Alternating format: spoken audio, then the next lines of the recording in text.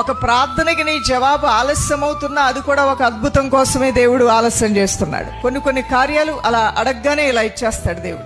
కొన్ని కార్యాలు మార్గమధ్యంలో ఇస్తాడు. మరికొన్ని కార్యాలు ఆలస్యం అని నువ్వు అనుకుంటావు. ఆలస్యం అనే ఒక మాట నువ్వు పలుకుతుంటావు కానీ అది నిజం కాదు. అది నీకు ఆలస్యం, దేవునికి మాత్రం తగిన సమయం, అపాయింటెడ్ టైం. నువ్వు అనుకుంటున్నావు అయ్యో ఇంకా జరగలేదేంటి అని తొందరపడుతున్నావు. మార్తా మరియా మీరు తొందరపడుతున్నారు. ప్రభా నా తండ్రి ముందే వస్తే నా సహోదరుడు బ్రతికేవాడు కదా అంటే, తగిన సమయంలో నేను వచ్చాను, మీరేం కంగారు పడాల్సిన అవసరం ఇప్పుడేమీ లేదు. కానీ మార్తా మరియా మానవ సహజమైన ఆలోచనలతో, ఆందోళనతో, భయంతో, దిగులుతో, అయా మా తమ్ముడు రోగశయ మీద ఉన్నప్పుడు వస్తే బతికేవాడేమో.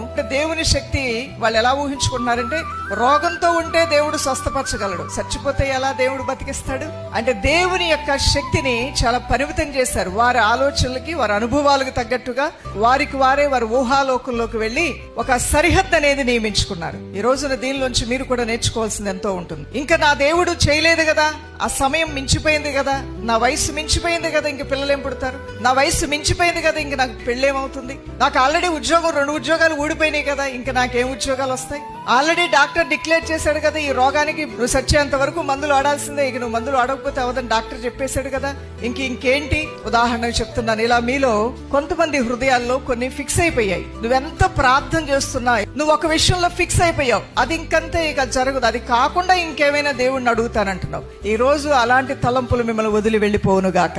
ఆయన రండి మన సహోదరి దగ్గరికి వెళ్దాం, నా నామంలో ప్రార్థన చేసినప్పుడు అతను లేస్తాడు, రండి నా సహోదరుని లేపుదామంటుంటే అక్కా చెల్లెలిద్దరూ వచ్చి, ప్రభువా ఇప్పటికే చనిపోయి 3 రోజులు అయిపోతుంది ప్రభు, అయ్యో ఇప్పుడు కుళ్ళు పట్టిపోయి ఉంటుంది నాయన, దుర్వాసన వస్తుంది ప్రభు, అయ్యో ఆ దుర్వాసన వచ్చిన దగ్గర నిన్నెందుకు ప్రభు ఇంక తీసుకెళ్ళటం వద్దు నాయన అని అంటుంటే, వీళ్ళ మాటలు విని విని విని విని ప్రభువుని దేవుడు ఆగి ఒక మాట చెప్పాడంట, మార్తా మరియా నమ్ముట మీ వలనైతే నా మహిమను మీరు చూస్తారు, దేవునికి స్తోత్రం కలుగును గాక.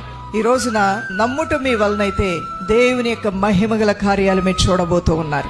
అసాధ్యమైన కార్యాలు మీ జీవితాల్లో దేవుడు సాధ్యపరచబోతూ ఉన్నాడు. అద్భుతమైన కార్యాలు మీరు పొందుకోబోతున్నారు. ఇక ఇది జరగదులే అని ఆపివేసిన కార్యాలను కూడా ఈ రోజు నుంచి, ఈ క్షణం నుంచి మరలా మీ యొక్క ఆశను చిగురింపజేసుకుని, ఇది నాకు అసాధ్యము గాని నా దేవునికి సమస్తము సాధ్యమే అని ప్రార్థన చేయటం ప్రారంభించండి. కొద్ది దినాల్లో శుభకార్యాలు జరగబోతూ ఉన్నాయి.